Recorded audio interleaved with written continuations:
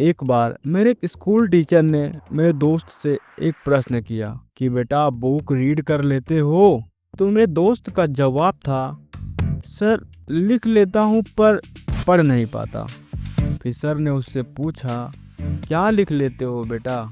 बोला, सर जब पढ़ ही नहीं पाता तो कैसे पता चलेगा क्या लिख लेता हूँ। ओके, मेरे दोस्त का जवाब सुनकर शायद आपको थोड़ा अजीब जरूर लगा हुआ होगा, पर सोचो, अगर एक किताब हो जो दुनिया का कोई भी इंसान ना पढ़ सके, एक ऐसी ही 600 साल पुरानी रहस्यमय बुक है जिसका नाम है द वोनिक मनुस्क्रिप्ट, जो एक अनजान भाषा में लिखी गई है, जिसको वर्ष 1400 से लेकर अब तक कोई समझ नहीं पाया है। क्रिप्टोलॉजिस्ट, साइंटिस्ट और CIA तक इसकी कोडिंग को समझने की कोशिश कर चुके हैं, पर यह किताब अपना राज ही नहीं खोलती। इस बुक में अजीब से बनावट के प्लांट के स्केचेस, एस्ट्रोनॉमिकल सिंबल्स और अद्भुत नक्शों की कलाकारी की गई है। कुछ लोगों का मानना है कि किसी एलियंस के द्वारा लिखी गई एक डायरी है जो किसी सभ्यता का रहस्य है, या फिर किसी इंसान के द्वारा किया गया मजाक है। तो चलिए इस वीडियो में समझते हैं द वोनिक मनुस्क्रिप्ट के कंप्लीट रहस्य को।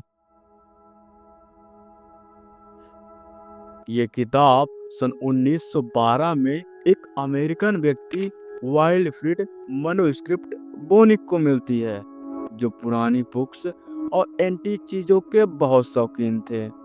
एक बार जब वे लाइब्रेरी जाते हैं तो उनकी निगाह इस बुक पर पड़ती है, तो वे जल्दी से इस बुक के पन्नों को पलटना शुरू कर देते हैं और उन्हें कुछ समझ नहीं आता। फिर उन्होंने डिसाइड किया कि वे इस बुक को घर लेकर जाकर पढ़ेंगे, और उन्हें क्या पता था, वे दुनिया की सबसे बड़ी रहस्यमय बुक को अपने साथ लेकर जा रहे हैं। बाद में इस बुक का नाम उन्हीं के नाम पर रखा गया, द वोनिक मनुस्क्रिप्ट। और मैं चाहूँगा कि पहले आप इस बुक के कुछ पन्नों को देखिए और कुछ डिकोड करने की कोशिश करिए।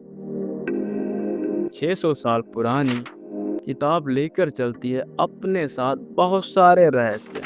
कुछ लोगों का मानना है कि ये 240 या उससे भी ज्यादा पेजेस में लिखी गई बुक में शायद कई बीमारियों के रहस्य छिपे हुए हैं। कुछ पन्नों को देखने के बाद आप लोगों को ये समझ ही आ गया होगा कि इसको समझना कितना मुश्किल है।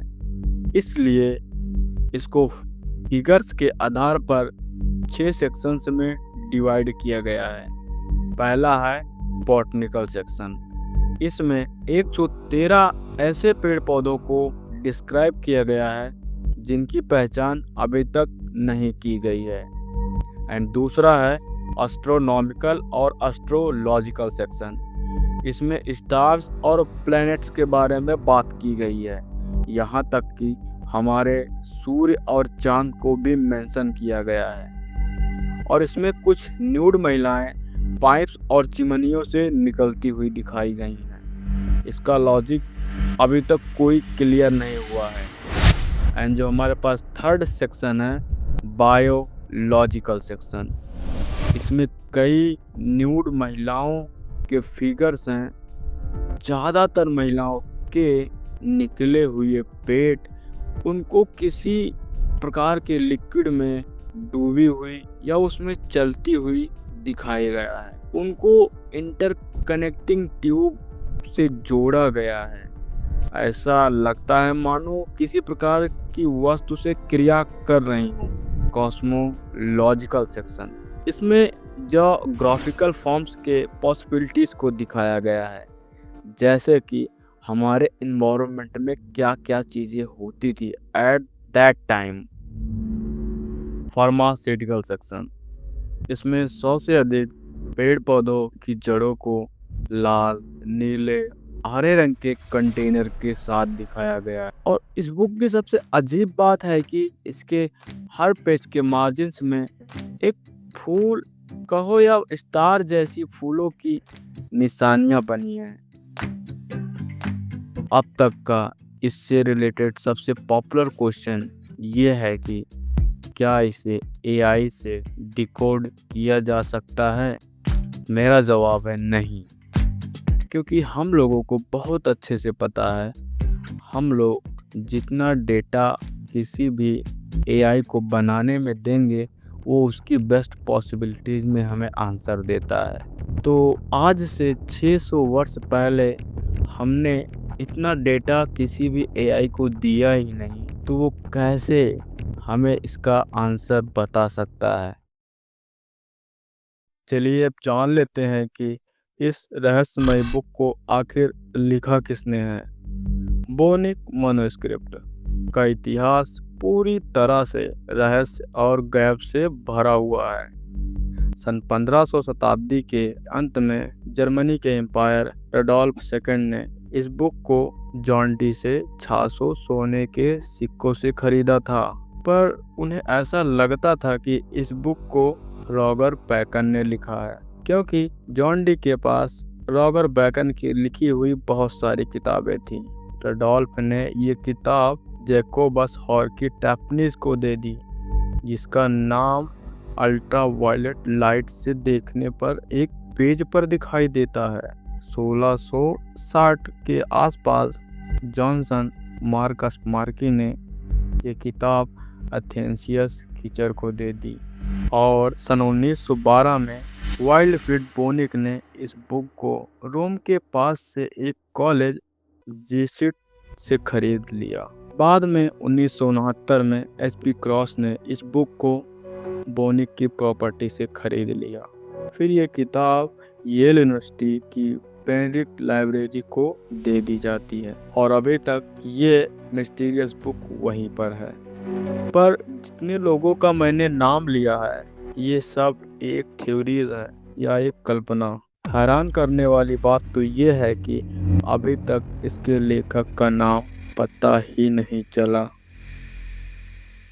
इस किताब के पन्नों और उसमें लगी धूल की कार्बन डेटिंग करने पर पता चलता है कि यह मनुस्क्रिप्ट 15वीं शताब्दी के शुरुआत में लिखी गई थी। फिर भी 500 वर्ष से ज़्यादा समय बीतने के बावजूद आज तक कोई एक इंसान ऐसा नहीं मिला है जो इसे सही तरीके से समझ सके और बता सके कि इस अजीबोगरीब पिक्चर्स और शब्दों का क्या मैसेज है या हमें क्या मैसेज देने की कोशिश कर रहे हैं। एमियन डफी अपनी एक सीक्रेट नॉलेज और हॉक्स पुस्तक में बताते हैं कि इस किताब के 200 से अधिक पेजेस को बनाने के लिए 14 से 15 बछड़ों की खाल का प्रयोग किया गया है और इनको ये लगता है कि ये किसी इंसान का काम नहीं है। लोगों ने इनकी थ्योरी पर बहुत ज़्यादा विश्वास नहीं किया, पर एक बात सत्य है कि इस बुक के कुछ पेजेस को बनाने के लिए जानवरों की खाल का प्रयोग किया गया। लास्ट में बस इतना ही कहना चाहूँगा, अगर आप कभी येल यूनिवर्सिटी जाते हैं तो ये रहस्यमय बुक ज़रूर देख कर आना। अगर किसी ने देखा है तो अपना एक्सपीरियंस ज़रूर शेयर करना। जाते जाते वीडियो लाइक कर देना। मिलते हैं नेक्स्ट मिस्टीरियस वीडियो के साथ। बाय।